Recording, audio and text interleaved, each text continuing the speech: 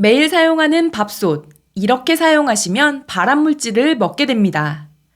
안녕하세요. 슬기로운 중년 생활을 위해 생활 속 유용한 정보를 쉽게 읽어주는 희망지기입니다.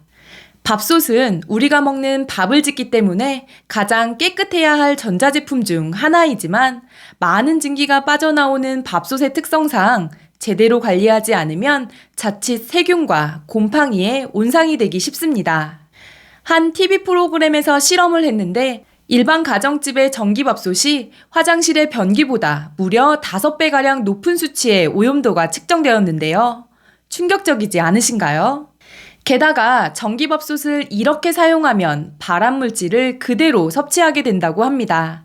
오늘은 나와 내 가족의 건강을 위해 밥솥을 어떻게 사용하고 관리해야 하는지 자세히 알려드리겠습니다. 시청하시면서 좋아요만 한번 꾹 눌러주세요. 구독, 좋아요, 알림 설정 콕콕. 여러분은 밥솥 청소 자주 하시나요?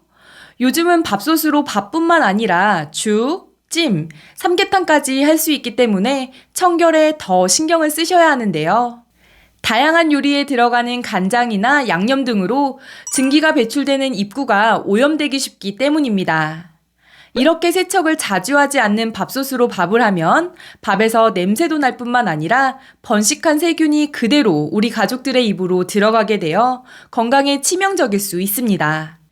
밥을 보관하는 솥은 깨끗하게 씻고 관리한다지만 고무 패킹이나 압력추, 증기 배출구 덮개, 물받이 등은 청소가 까다롭기 때문에 매일같이 청소하시는 분들이 많지 않습니다.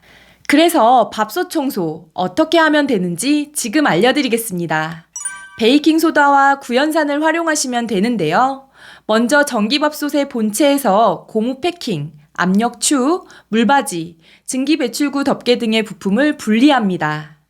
따뜻한 물에 베이킹소다 1스푼, 구연산 1스푼을 넣은 뒤 분리된 부품을 넣고 약 30분 정도 불려주는데요.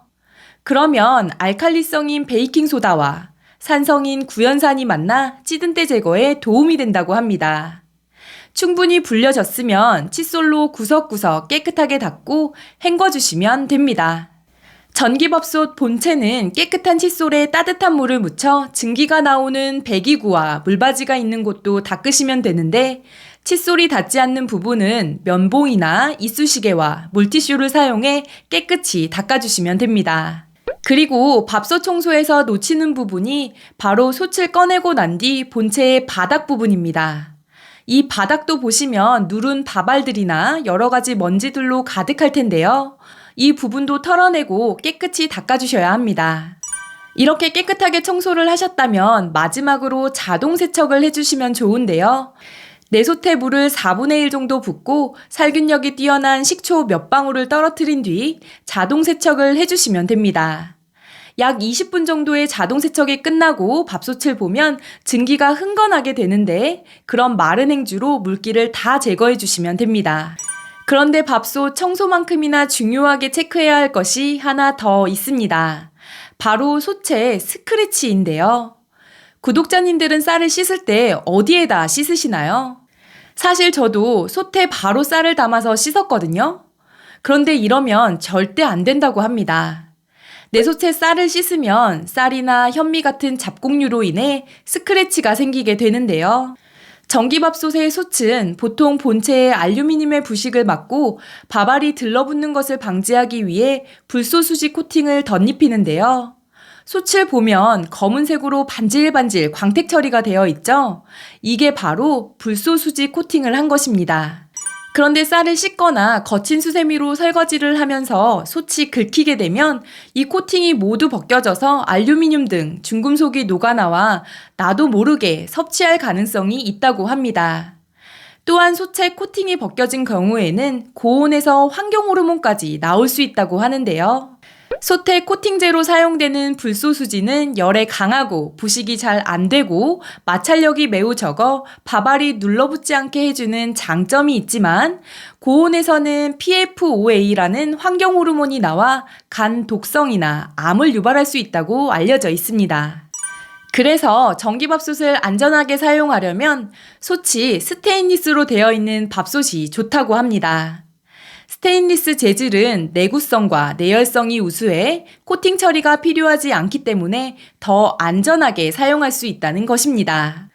그런데 스테인리스 전기밥솥이라고 광고하는 제품 중에서도 내솥의 겉면만 스테인리스인 경우가 종종 있다고 하는데요.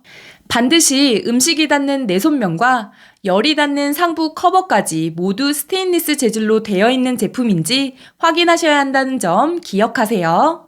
혹시 밥솥을 새로 구매하실 예정이 있었다면 방금 말씀드린 대로 내솥 안과 밖이 모두 스테인리스 제품을 구매하시면 좋을 것 같습니다.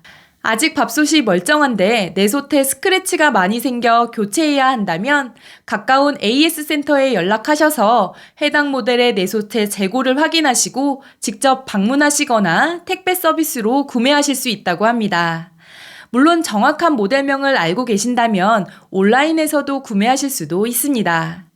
모델에 따라 다르지만 내솥 한 개당 대략 3만원에서 7만원 선이니 참고하시기 바랍니다. 오늘은 매일 사용하는 밥솥 깨끗이 관리하는 법과 밥솥 사용 시 주의해야 할 점에 대해서 알려드렸습니다. 오늘은 우리 집 밥솥 상태 한번 점검해 보시기 바랍니다. 이번 영상은 여기까지고요. 오늘 하루도 희망찬 하루 되시길 기원하며 영상 마무리하도록 하겠습니다.